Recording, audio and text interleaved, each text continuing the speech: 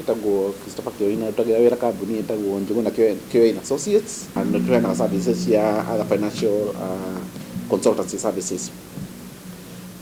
Mũthenya wa ũmũthĩ no ngĩenda twarie ũhoro wa economy, na nĩ tũĩ Kenya we are headed for a general election in less than about 5 weeks, on 9th of August.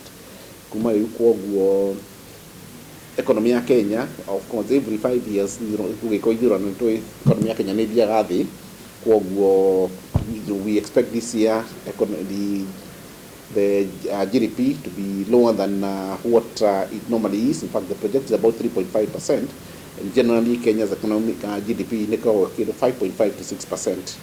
No, nĩtũrakĩhoya atĩ ithurano ciathira, the economy will go back to normal maybe kuma next year, nĩgetha bũrũri ũgĩthiĩ na mbere.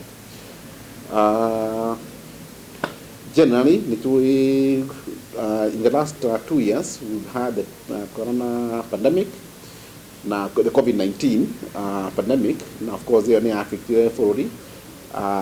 We have never really that depression, COVID-19, although the restrictions, one of the restrictions here lift to economy, but of course, because of the elections, to go here with the full recovery probably next year. Kenya, yes, on our debt level, I will not call it a crisis, debt level is high.